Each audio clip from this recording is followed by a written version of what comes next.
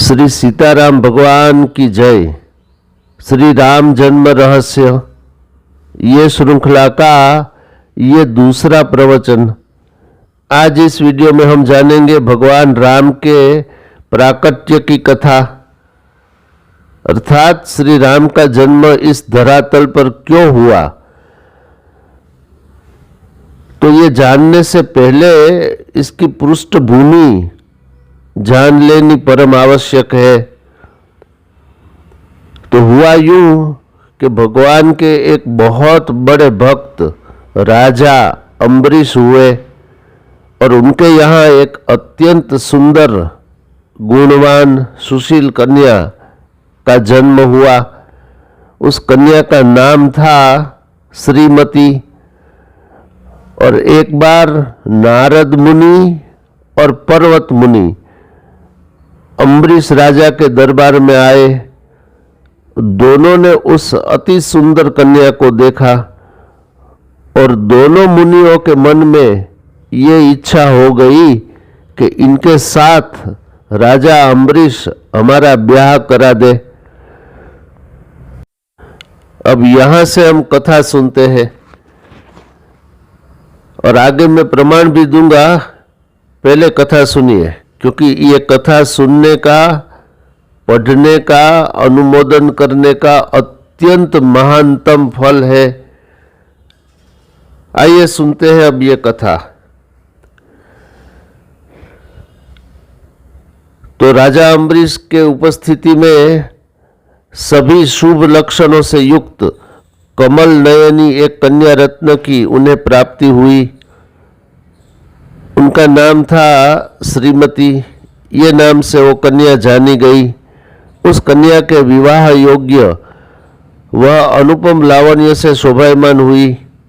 उसी काल में एक दिवस महर्षि नारद एवं पर्वत मुनि राजभवन में आकर उपस्थित हुए।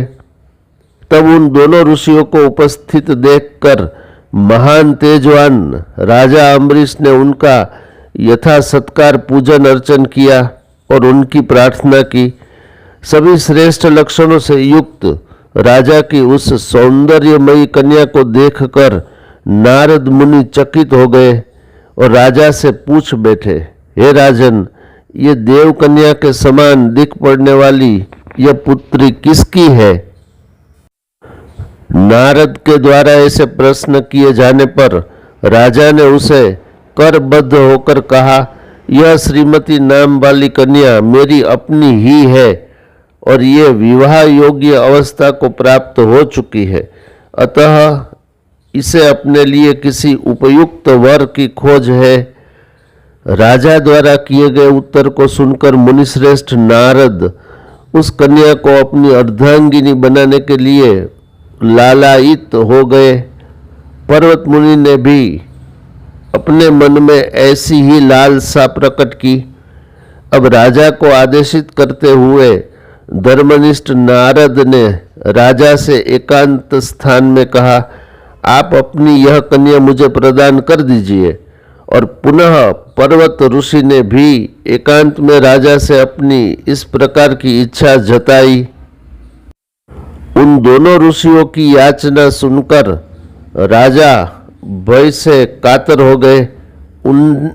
उनसे कहा, आप दोनों ही मुझसे कन्या प्राप्ति की आकांक्षा रखते हैं। ऐसी विकट स्थिति में हे नारद, हे पर्वत, मैं आप दोनों की इच्छा को किस प्रकार पूर्ण कर सकता हूँ? अतः आप मेरे सुझाव को सुने।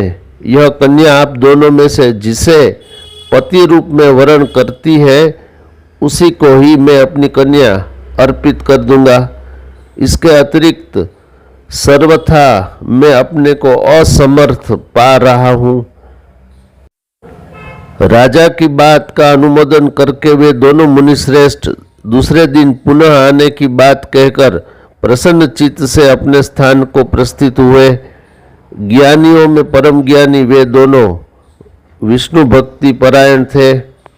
इसके अनंतर देवर्षि नारद ने विष्णु लोक में पहुंचकर भगवान श्री हरि को प्रणाम किया। उसके पश्चात बीती हुई इस घटना का समस्त वृत्तांत उनको सुनाया और पुनः भगवान से निवेदन करके नारद ने कहा, हे अविनेश्वर नारायण, मैं एकांत में आपसे कुछ कहना चाहता हूँ। हे प्रभु, मेरा आपको प्रणाम है। नारद की बात सुनकर भगवान विष्णु ने हंसकर उन कर्मपरायण मुनि से पूछा, कहिए आप क्या कहना चाहते हैं। तब नारद ने केशव के प्रति उन्मुख होकर कहा, राजा अम्बरीश आपके परम भक्त है। उनके पास एक अत्यंत विशाल नयना सुंदर श्रीमती नाम वाली कन्या रत्न है। अतः मैं उस कन्या के साथ विवाह करने को इच्छुक हूँ। मेरे इस वचन को आप सुने। हे श्रीमान, तपस्वी पर्वत ऋषि भी आपकी भक्ति में लीन रहते हैं। वे मुनि भी उस कन्या को प्राप्त करने के अभिलाषी है। ऐसी स्थिति में महातेजवान उन अम्बरीश का कथन है कि मेरी कन्या जिसके रूप लावण्य पर रीझ कर वरण करेगी, उसी को मैं अपनी कन्या समर्पित करूंगा। राजा का प्रस्ताव सुनकर मैंने उनसे अगले दिन प्रातः काल आने का वचन दे दिया है और मैं आपके निकट आया हूँ। अतः आप मेरे इस मनोकामना को सिद्ध कर रही है। यदि आप मेरा प्रिय करना चाहते हैं तो उन पर्वत मुनि की मुखाकृति वानर जैसी कर दीजिए, परंतु उस परिवर्तित रूप को केवल वह कन्या ही देख सके, किसी अन्य व्यक्ति को उस रूप का आभास न हो।